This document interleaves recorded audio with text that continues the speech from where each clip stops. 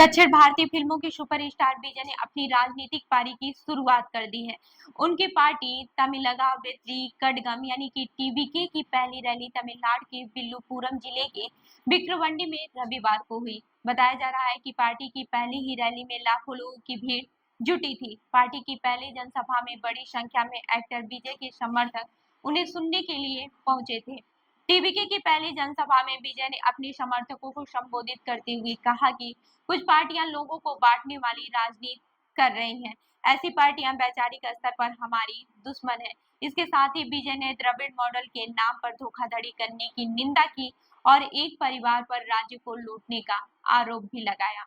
वहीं विजय ने इसी साल फरवरी महीने में तमिलनाडु और पुडुचेरी में काम करने के लिए एक अलग राजनीतिक दल की स्थापना की थी। इसी साल अगस्त महीने में उन्होंने पार्टी का झंडा और चिन्ह भी लॉन्च किया था। टीवीके को चुनाव आयोग ने सितंबर महीने में आधिकारिक रूप से मान्यता दे दी है। इसके साथ ही पार्टी को चुनाव लड़ने की अनुमति भी मिल गई है। पार्टी को मान्यता मिलने के बाद से विजय ने कहा था कि वो जल्द ही पार्टी की पहली जनसभा करेंगे। अब बात करते हैं कि विजय ने पार्टी की विचारधारा पर क्या कहा।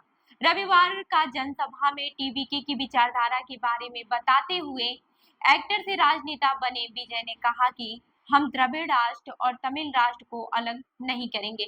उन्होंने कहा कि ये दोनों इस मिट्टी की दो आंखें हैं, हमें खुद को किसी खास पहचान तक सीमित नहीं रखना चाहिए। उन्होंने कहा कि उनकी पार्टी की विचारधारा धर्मनिरपेक्ष और सामाजिक न्याय की विचारधारा पर टिकी है और टीवीके इसी आधार पर काम करेगी। विजय ने कहा कि उनकी पार्टी पेरियार में दिखाए गए रास्ते पर चलेगी, जिसमें महिला सशक्तिकरण और सामाजिक न्याय को लेकर विचार शामिल है। हालांकि उन्होंने पेरियार के नास्तिकता से जुड़े सिद्धांत को मानने से इनकार किया है। इसके साथ ही विजय ने यह भी साफ किया है कि टीवीके राज्य में दो भाषाओं को अपनाने की नीति पर काम करेगी। उन्होंने सरकारी कामकाज के लिए तमिल और अंग्रेजी भाषा की पैरवी की। वहीं विजय ने यह भी कहा कि उनकी पार्टी जातिगत जनगणना का समर्थन करती है। अब आपको बताते हैं कि विजय ने बताया कि टीवीके 2026 में होने वाले विधानसभा चुनाव में हिस्सा लेगी। इसके साथ ही उन्होंने यह भी स्पष्ट किया है कि इसके लिए उनकी पार्टी गठबंधन के लिए भी तैयार है। हालांकि विजय पहले ही ये ऐलान कर चुके हैं कि उनकी पार्टी 2026 में तमिलनाडु में होने वाले विधानसभा चुनाव में उतरेगी। विजय के इस ऐलान से माना जा रहा है कि तमिलनाडु का अगला विधानसभा चुनाव काफी दिलचस्प होने वाला है। तमिलनाडु में द्रविड़ मुनेत्र कड़गम यानी कि डीएमके और ऑल इंडिया अन्ना द्रविड़ मुनेत्र कड़गम का वर्चस्व रहा है। हालांकि अब भारतीय जनता पार्टी भी के अन्नामलई के नेतृत्व में राज्य में पांव जमाने की कोशिश कर रही है। हालांकि इस साल हुए लोकसभा चुनाव में बीजेपी तमिलनाडु में एक सीट भी नहीं जीत सकी। अब आपको बताते हैं कि जनसभा शुरू होने से एक दिन पहले ही उनके समर्थक जुटने लगे थे।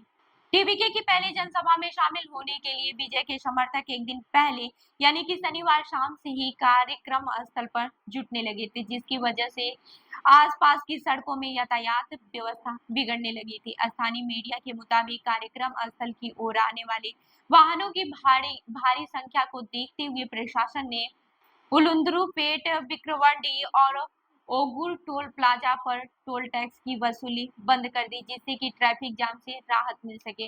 वहीं विजय ने अपने समर्थकों और वॉलंटियर से अपील की है कि वो गर्मी से सावधान रहें और बचने के लिए उचित एहतियात बरतें। इसके बावजूद जनसभा में गर्मी के कारण कई लोगों की बेहोश होने की खबर सामने आई है। सोशल मीडिया में एक वीडियो भी वायरल हो रहा है, जिसमें एक वॉलंटियर बेहोश होकर गिरता हुआ दिखाई दे रहा है और आसपास के लोग उसे संभाल रहे हैं। कुछ लोग तेज गर्मी से बचने के लिए अपने सिर पर कुर्सी भी रखे हुए दिखाई दिए। टीवीके वॉलंटियर्स का कहना है कि लोगों के लिए बुनियादी सुविधाएं उपलब्ध कराने के लिए हर संभव प्रयास किया जा रहा है। एक कार्यकर्ता ने एएनआई से कहा, आज तमिलनाडु के लोगों के लिए जश्न का दिन है। हमारे पार्टी नेता विजय ने सामाजिक, आर्थिक और राजनीतिक बदलाव लाने के लिए पार्टी की शुरुआत की थी। आज वह हमें संबोधित कर रहे हैं, हम उन्हें सुनने के लिए उत्साहित हैं। हमें यकीन है कि 2026 में वो तमिलनाडु के मुख्यमंत्री बनेंगे। साउथ के वो एक्टर्स जिन्होंने राजनीति को चुना एक्टर्स। अब बात करते हैं साउथ के उन एक्टरों के बारे में जिन्होंने राजनीति को चुना। एक्टर विजय से पहले पवन कल्याण, चिरंजीवी, एमजी रामचंद्रन, जयललिता, विजयकांत, एनटी रामाराव और कमल हसन जैसे साउथ के सुपरस्टार भी राजनीति में आ चुके हैं। कई एक्टर्स ने अपनी पार्टी भी बनाई है। पवन कल्याण मशहूर एक्टर चिरंजीवी के छोटे भाई हैं। उन्होंने साल 2014 में जनसेना पार्टी बनाई थी। इस साल आंध्र प्रदेश में विधानसभा चुनाव में उनकी पार्टी ने 21 सीटें जीती थी, जबकि लोकसभा चुनाव में 2 सीटों पर ही जीत मिली थी।